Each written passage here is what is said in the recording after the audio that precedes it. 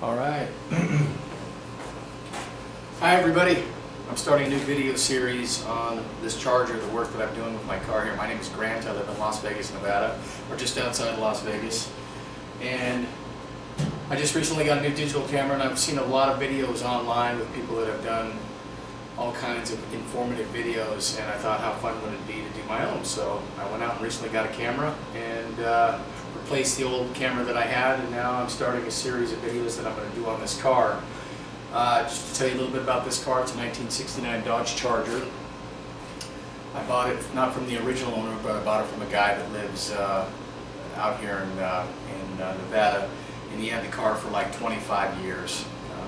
And he had this car sitting, when I found this car, it was actually sitting in the desert. It had been sitting for years on a property of a friend of his, and I was able to strike up a deal with the original owner to get the car, and I've had the car now for a little over 2 years.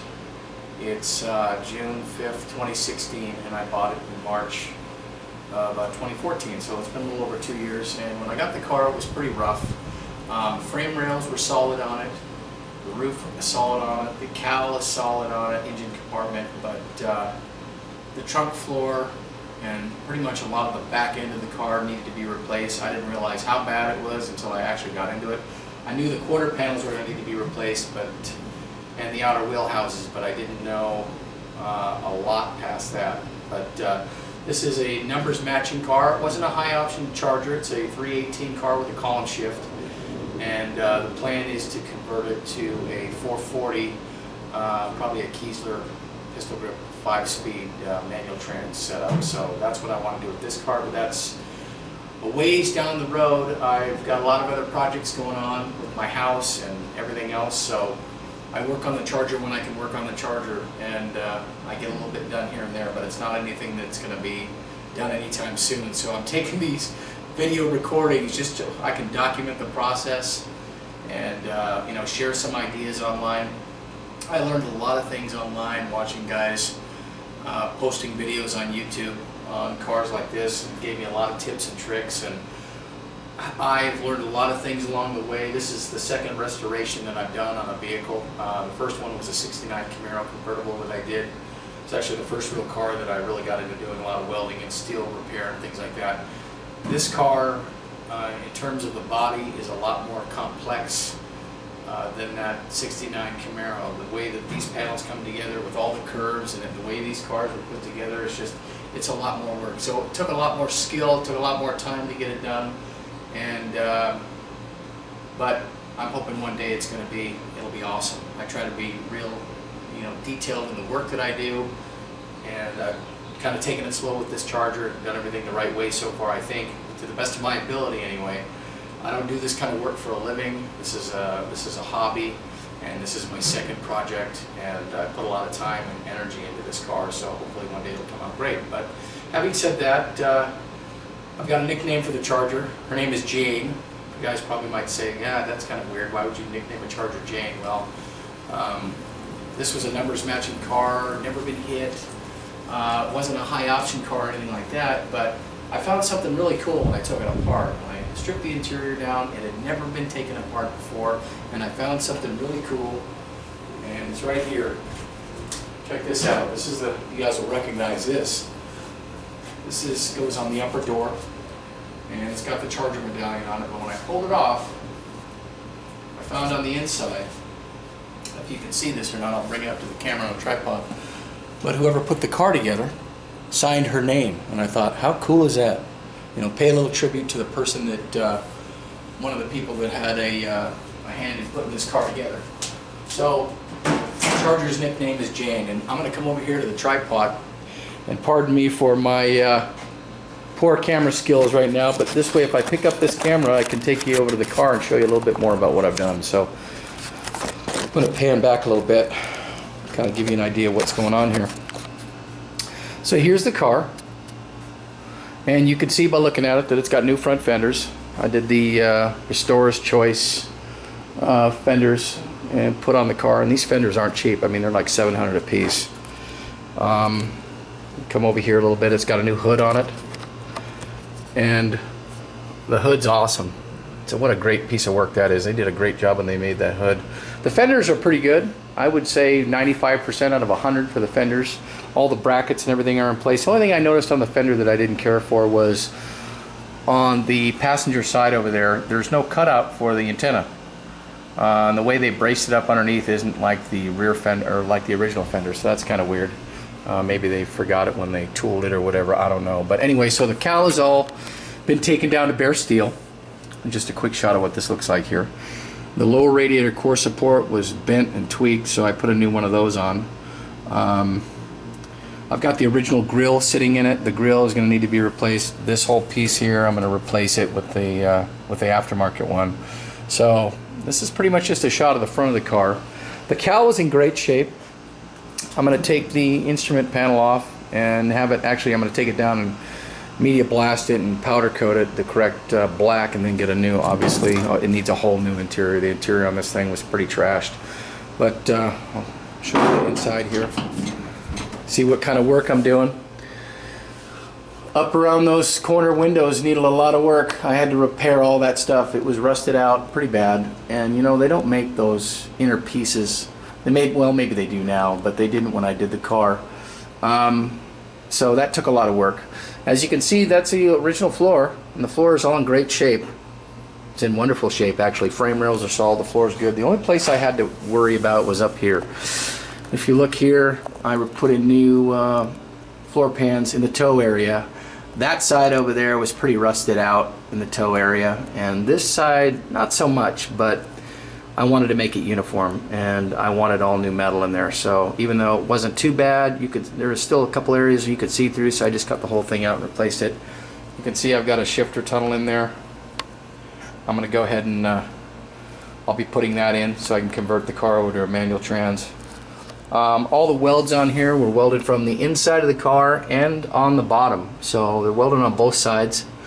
There's no seam sealer or anything like that, but that's kind of where I'm at with the interior of the car. The top of the car is in great shape. I took all the crappy headliner and all the junk off the top and scraped it all down and shot a coat of rust inhibitor on there just to keep it decent. But everything on the interior is pretty much in good shape on this vehicle. I was going to redo the doors. I'm sorry, not redo the doors. I actually bought a door shell for this side. And I was going to replace it, but I didn't like the way it fit. These moldings up here didn't fit right on the new door, so I'm going to use the original door. And if you can see, it's a pretty good fit, pretty good alignment so far. These quarter panels are a job to put on, I'm not going to lie. It's not an easy task. It was a lot of work to put these quarters on. I'll pan around here a little bit. You can see the back of the car. Obviously this is all new. That had to be replaced. What was really bad on this car was those rear corner places right in there.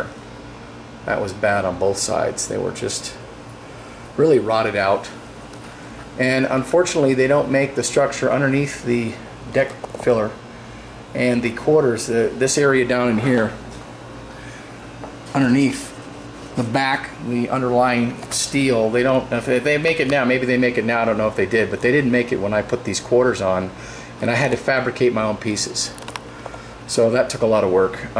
This is the original deck lid. You can see it's a little dented up, especially here. It's bondoed over.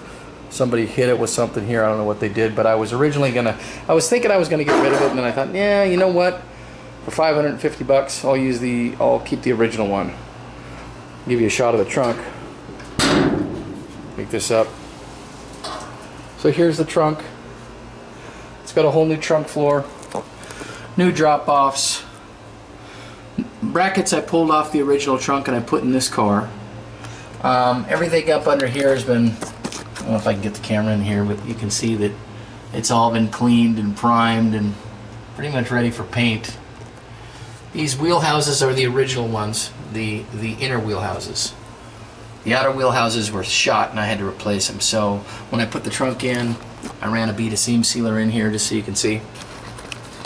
There's seam sealer in there to kind of clean it up, just to keep it nice for now. I've got to weld in these brackets, support brackets for the bumper, and the rear tail panel. They're just kind of bolted in right now to the rear. They're not welded in.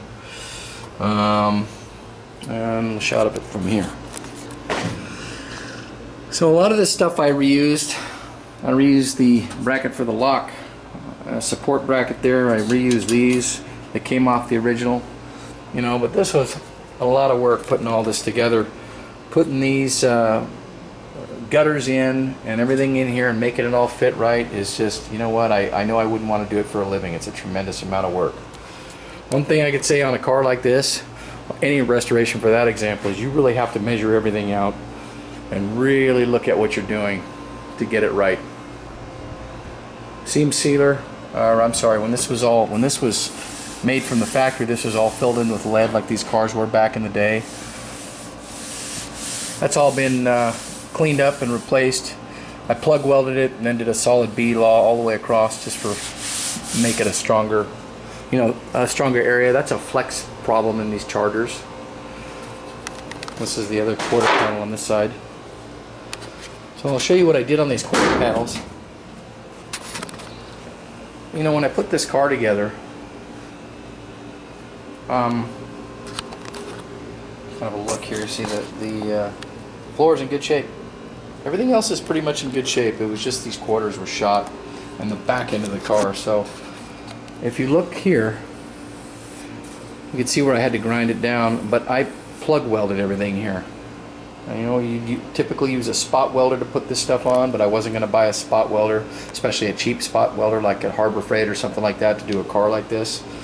And especially a spot welder that I would never use again after a project like this. So I had to plug weld everything, and that's what took so long. I've got a Miller-Matic 220 volt welder, and all of this had to be drilled out. You know, I did probably a little overabundant here. I probably did about every 1.5 inches all the way down, and then filled all that in with weld, and it was just a lot of work. Same thing under here. The wheel houses. You look at the wheel houses, that was all plug welded and filled in. Everything on the bottom of the car has been taken down to steel and cleaned up. The whole bottom looks about like that frame rail. It's really clean. So it's actually in pretty good shape now. Here's another shot of the front. I'm still getting used to this camera, so sorry if I'm jiggling it around a little bit.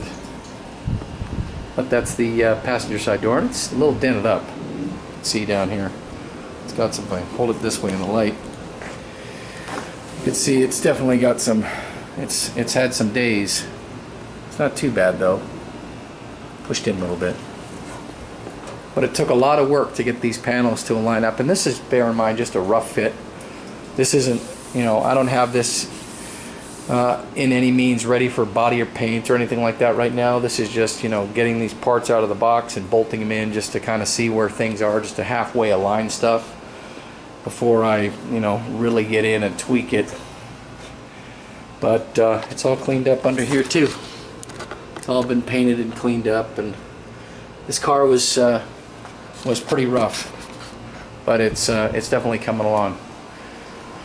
So what I want to do with these videos is I want to do updates as I do it on the car, and give you guys some ideas of what I've done and what I've found, okay? Hopefully help you guys out. So people have given me tips and tricks and things that I've done like that. I want to share those and kind of return the favor. Putting in this rear panel, let me tell you, that was a job to get that lined up. This piece down here, I don't know, these reproduction lower valance is just a terrible fit in my opinion. And these corner pieces, whoever makes these things, these all suck. It took a lot of work to get those in. I'm going to come over here to this one just so you can see this side right here. To get these in, you can see where I had to fill it. That's all going to be filled in with body filler and so forth. You'll never see it, but to get these pieces in here to fit just right just took a lot of work. Stuff had to be bent and changed and moved, and I can't tell you the adjustments that had to be made. But one thing I did do, I don't do this for a living. One thing I noticed when I put this rear tail panel on, let me pan back a little bit, that's about the best I can do. When I put this rear tail panel on down here, I obviously had to, you know, everything came off the back end of the car. This is what the car looked like when I started tearing it apart. You can see that photo. That's still part of the quarter installed up here and below the rear window, and you can see the old wheel houses and the frame rails. But that's before I really tore the whole back end off. That was still some of that stuff on there. This is what the front of it looked like when I found it sitting in the desert. But I keep this picture on the back just out here in the garage, just a reminder of, you know, how much work I've actually done on this car. But going back to the car for a minute, when I put the new tail pan on, thank God I kept the old parts. And that's one thing I want to say to anybody that's doing this that doesn't do it for a living, or maybe just started a restoration project. Keep all your old stuff. Don't get rid of it. Hold on to it until everything is done, then you can get rid of it. But you know, the remanufactured stuff is never exactly like the original stuff. You guys know that. But also over time, putting a car together, sometimes you forget. You might forget exactly how a piece fits together, or what a gap might look like, or, you know, a corner piece like this, what exactly the measurement was here, or something like that. So hold on to all your stuff until the car's done, so you can refer back to it. Thank God I did that, because I would have probably never got the back end of this Charger just right. On this car, if I remember right, the measurement between the inside edge of here and over here, I think was 54 1/4 or something like that. I don't recall. It was something like that. And when I cut the quarter panels off the Charger, what I did was instead of just removing the quarter, or just drilling out the spot welds and pulling this rear panel off, you know, I knew I was going to be replacing it anyway, so I just did a quick job and I cut the edge all the way down here on each side and just pulled the whole back panel off with a piece of the quarter panel attached to each side. And I had it sitting in my garage for about a year before I got to this point. But I'm glad I did that in hindsight, because looking back, I never disrupted the measurement between the quarter panels. I measured this car out exactly the same as the original one, and I clamped it and tacked it and welded it exactly so that this trunk lid has the correct gap on each side. If I wouldn't have done that, there's no way in the world that I would have made that work. So the point of that whole thing is keep your old parts and don't get rid of them until you get the car done. These brackets under here, that had they come off the old trunk, come onto this trunk, or be put on this trunk, they might look a little crooked from the video. It actually is, but that's how it was on the original one. I put it exactly like it was in the original trunk. I measured it out to like the 1/4 inch. So I'm really particular when it comes to things like that. I want to get the car as close to how it was, as close to perfect as I can get it. One thing I noticed, if you look at this, if you look at the fuel cap, the way they made these things is where it says fuel, you can always tell an aftermarket fender, because the fuel is where it says fuel, it's a little cockeyed at an angle this way. On an actual original fender, this is straight like this. So it's just the way that the hold down screws that hold this in place were drilled into this. I'm going to fill those, drill new ones, and move this over exactly so it's completely parallel with the body lines. And the Charger symbol, you know, there's no holes in the quarter for stuff like that. You have to find the original ones, measure it out, and copy onto the new panel. And that's another reason why you want to keep the old stuff, so you can refer back. You replace a quarter panel like this, I mean, 2 years later you go to put the Charger emblem back on, and you don't know exactly where the holes are. I mean, you can guesstimate, but is it going to be right? So those are the things that you want to look at. Bottom of the car looks pretty much like the top.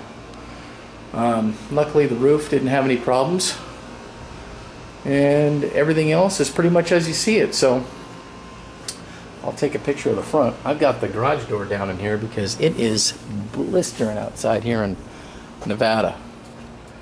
It is probably 107 out right now. That's the front valance, lower valance, the grill. The grill is going to get replaced. I'm going to replace all that. Those grills aren't cheap. They're like $1,000 so that's way later on down the chain of things that have to happen with the car. But that's what's going on with the Charger. Come back in here. If If you guys have any questions, feel free to get a hold of me. I'm going to go ahead and put my email address in there, and call me if you have any questions about the car. I've had, there was people that I talked to when I got into certain things on this car that I didn't understand or figure out how to do, and it helped me a lot. So don't be afraid to reach out. I'm going to put this back on the stand here, and there we go. Okay, back on the stand. So again, my name is Grant. I hope you liked the video, and as I get more work done on this charger, I'm going to update my videos and do a series of videos. I don't know, maybe I'll call it Grant's Garage or something like that. Since I'm Grant and this is my garage. Do a series on this car and keep people posted on the progress. And again, if anybody has any questions on how to do something or how I did it, and there's a lot of things I did, especially around that rear window, that I didn't find any help on personally. I had to just get creative and make new steel sections below that rear window area, because they don't make those reproduction pieces. If anybody's interested in how they did that, I've got pictures on all that stuff. I can show you what I did. These quarter panels came out great. It's a great product, but you just have to measure everything out. You have to be meticulous about how you take the car apart, and you really need to keep track of your old parts until everything is done, so you can refer back, as I said. And with time and patience, you'll get it right. Anyway, that's the end of this video segment. If anybody has any questions, you can get a hold of me on my, I'm going to go ahead and provide my email address. It's lighthatefamily92708@yahoo.com. You guys can get a hold of me at any time. I'll answer questions, and keep everybody posted, and good luck on all your projects. Thanks.